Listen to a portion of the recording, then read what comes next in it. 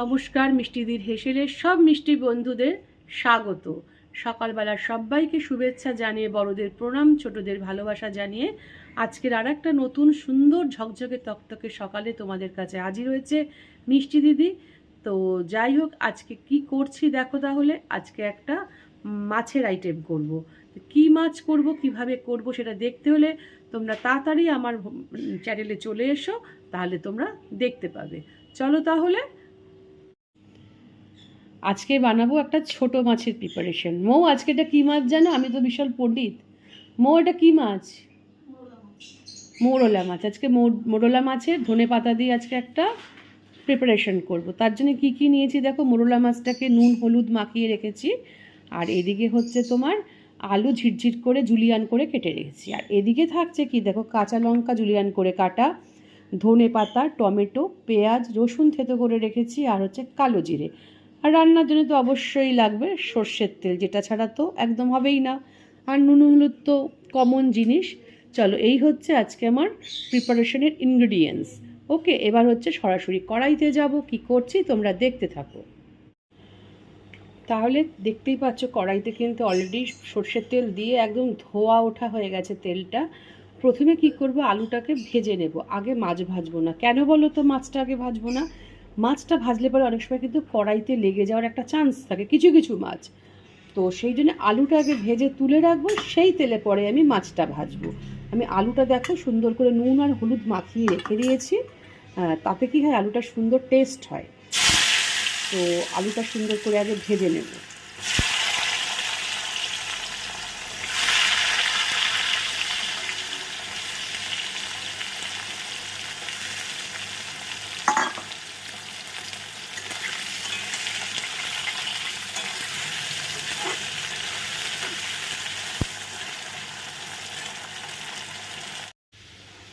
দেখো, দেখেই বুঝতে পারছো আলুটা কীরকম ধরনের লাল লাল করতে হবে। ঠিক এরকম ধরনের লাল লাল সুন্দর করে ভেজে নেবে।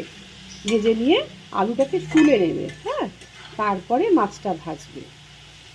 দেখো দেখো আলুগুলো তো সুন্দর করে লাল লাল করে ভেজে তুলে নিয়েছি। এবার হচ্ছে মাছগুলো ভেজে নেব।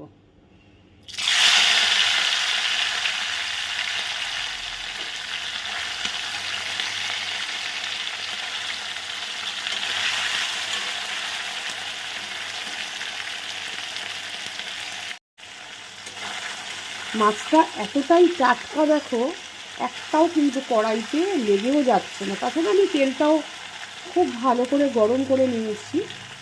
নিয়ে এটাকে বেশ সুন্দর সেমি কড়া করবে, না খুব কড়া করবে না নরম থাকবে, সেমি কড়া ভাজা হবে। দেখো, মাছ ভাজা আলু ভাজা সব কটাই কিন্তু তুলে নিয়েছি, আর কড়াইতে মাছগুলো আমার লেগেও যায়নি। না লাগার ফলে আমার কড়াইটা পরিষ্কার রয়েছে। তাতে আমি আরেকটু সর্ষের তেল দিয়েছি। দিয়ে এবার কি করছি দেখো, দিয়ে দিচ্ছি কড়াইতে একটু কালো জিরে ফোড়ন। কালো জিরে ফোড়ন দেওয়ার পর দিয়ে দেবো পেঁয়াজ কুচোনো। তোমার যেরকম মাছ সেরকম অনুপাতে পেঁয়াজ দেবে। ওপেন তেলের মধ্যে রসুন না দিলেই ভালো হয়। কি হয় বলো তো, তাহলে রসুনটা না ব্রাউন কালার হয়ে যায়।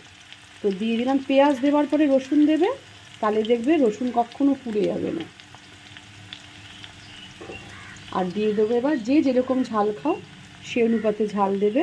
আমি লঙ্কাগুলোকে জুলিয়ান করে কেটে দিয়ে দিয়েছি, আর দিয়ে দেবো টমেটো।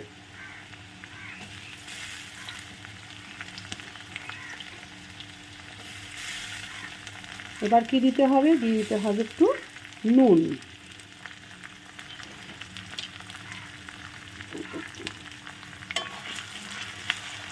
পুরো পেঁয়াজ টেয়াজ সব না খুব সুন্দর নরম হবে। নরম না হওয়া অবধি কিন্তু এখানে জল আগে ব্যবহার করবে না। দিয়ে দিচ্ছি সামান্য হলুদ।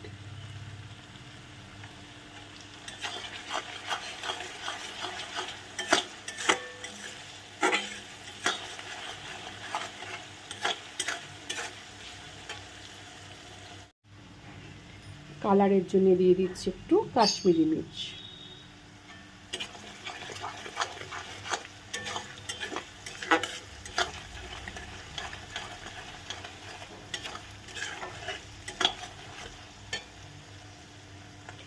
আর যে আলুগুলো ভেজে রেখেছিলাম সেই আলুগুলো এই পেঁয়াজগুলোর যে ভাজছি এর মধ্যে দিয়ে দেবো।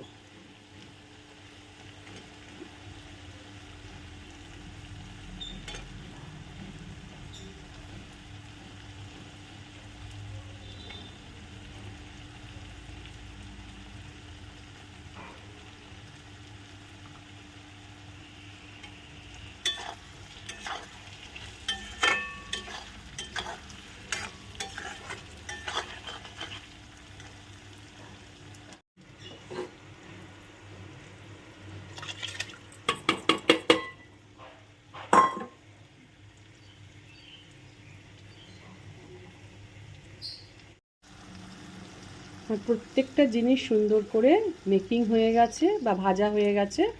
দিয়ে দিলাম পরিমাণ মতো জল। আর কি বলো তো, মানে বেশিক্ষণ আমার এটা লাগবে না, আমি ফ্লেমটা হাই করে দিয়েছি। তার কারণ হচ্ছে আমার আলুগুলো কিন্তু সুন্দরভাবে নরম হয়ে গেছে আর ভাজাটাও সুন্দরভাবে হয়ে গেছে। তো এবার দিয়ে দেবো, ফুটে উঠলেই মাছটা দিয়ে দেবো। ঝোলটা যখন দেখো আমার ফুটে উঠেছে এই সময় আমি দিয়ে দেবো ভেজে রাখা মাছগুলো।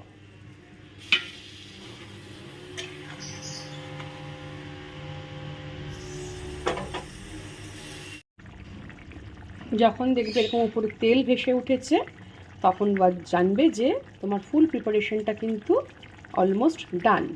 তো দিয়ে দিলাম একটু চেরা কাঁচা লঙ্কা 4টে, দিয়ে এবারে ওপরে কি করব, একটু ধনেপাতা দেব, দিয়ে নামিয়ে দেব। ব্যাস, আমার কিন্তু কমপ্লিট হয়ে গেছে। ছোটো মাছের ঝাল বলো, তেল ঝাল বলো বা কালো জিরের ঝোল বলো, যাই বলো না কেন, আমার কিন্তু ফুল কমপ্লিট। দিয়ে দিলাম দরাজ হাতে একটু ধনেপাতা। এই যে শীতকাল পড়ছে, শীতকালে কিন্তু ধনেপাতা দিয়েই মাছের ঝোল অর্ধেক টেস্ট চলে আসে। তো যাই হোক, আমার কমপ্লিট হয়ে গেল মাছের প্রিপারেশনটা। তাহলে দেখলে তো ছোটো মাছের প্রিপারেশনটা কিন্তু আমি কমপ্লিট করে ফেললাম। তো তোমাদের কেমন লাগলো বলো প্রিপারেশনটা? তো যদি ভালো লেগে থাকে অবশ্যই কিন্তু আমাকে কমেন্ট বক্সে জানাতে ভুলো না। আর পাশে থাকা বেল আইকনটা নতুন বন্ধুদের উদ্দেশ্যে বলবো প্রেস করে দিয়ে অল বাটনটা টিপে। আর কি বলো তো, নতুন বন্ধুদের তো বললাম, আর পুরনো বন্ধুদের অসংখ্য অসংখ্য ভালোবাসা আর বড়দের প্রণাম। আর তোমরা সবাই ভালো থেকো, সুস্থ থেকো, সাবধানে থেকো, নিরাপদে থেকো। তাহলে আজকের মতো বিদায় নিচ্ছি, আবার আসবো নতুন একটা সকালে নতুন কিছু নিয়ে। চলো তাহলে আজকের মতো বিদায় নিচ্ছি, টাটা।